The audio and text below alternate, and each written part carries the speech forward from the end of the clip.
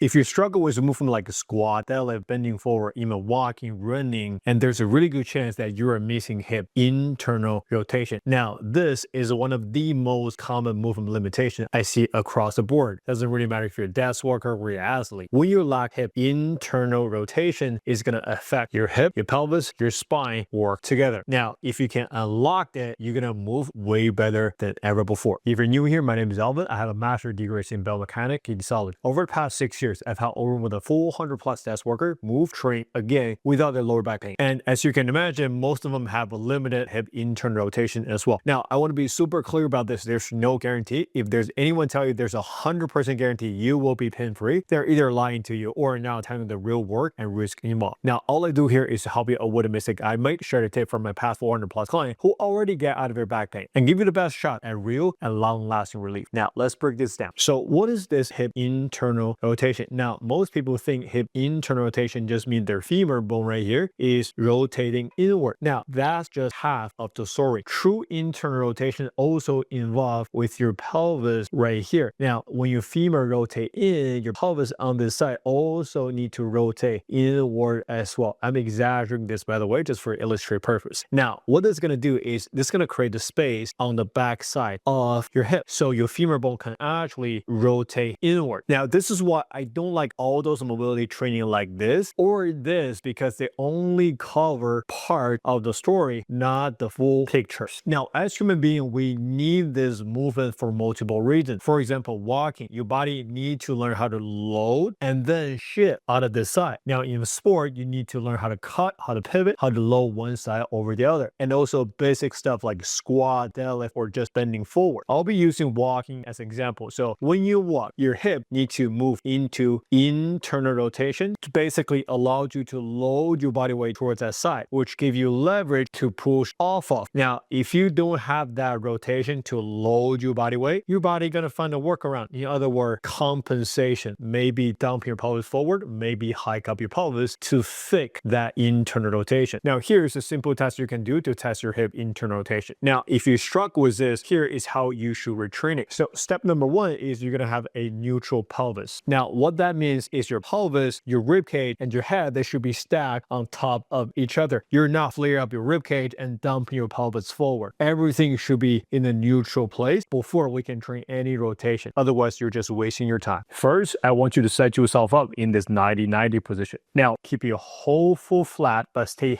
heavy on your heel. I want you to dig down through your heel, engage a tiny bit of your hamstring right here, and you're going to lift up your pelvis until you can feel your lower back is completely flat and relaxed on the floor. Now, once you got this part right, I want to slightly squeeze the ball between your knee. Give it about 1 or 2 out of 10 intensity. You want to feel a little bit inner side muscle engage on both sides as well. Now, once you got everything right, and now you can start counting breaths. Breathe in through your nose and out through your mouth for about 10 breaths. After this exercise, you should be able to reset your pelvis back to neutral. Now, once you can achieve that, this is where we add more dynamic training that involve your foot, your knee, your upper body all together. Now, super important note here. The biggest mistake I've seen after training with more than 400+ one-on-one clients is they used to train their body in isolation, which means if they just want to fix their lower back, they focus on their lower back alone, or if they just want to train their hip, they train their hip alone. But here's the thing, your body don't move in isolation. So when you walk, you don't just move through your lower back or your hip, right? You also need to involve your foot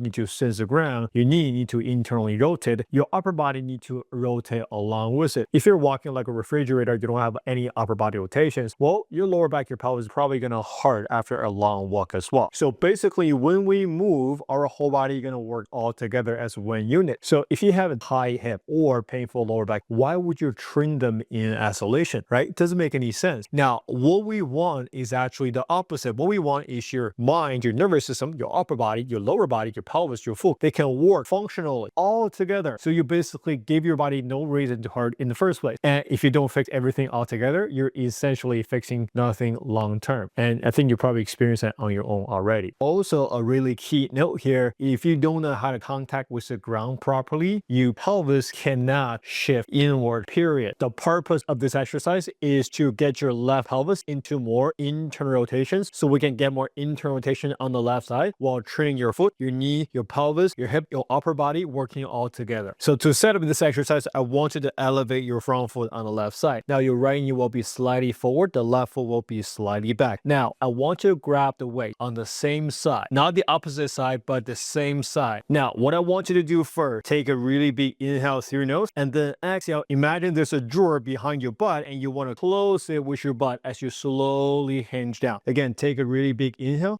through your nose and then exhale as you slowly go down. Now you're gonna feel majority of your body weight is on your left heel. You're gonna feel a little bit inner side engaged and you're gonna feel there's a little bit stretch on the top side of your glute. Now inhale again, push through the ground and then slowly come up. So try this exercise. This exercise is gonna work on your left hip internal rotation while working on your entire body all together. All right, hope you guys enjoyed this video. If you haven't already, make sure to subscribe. And if you're serious about fixing your imbalance, fixing your movement pattern, so you can have the highest chance of a movement pain for it again, you can book a call, link down below, and let's talk. And if you want to know my 7 biggest red flags after I waste $10,000 to fix my own lower back pain, you can click the videos right there. All right, guys, that's it for the video. I hope you guys enjoy. I'll see you guys around. Peace.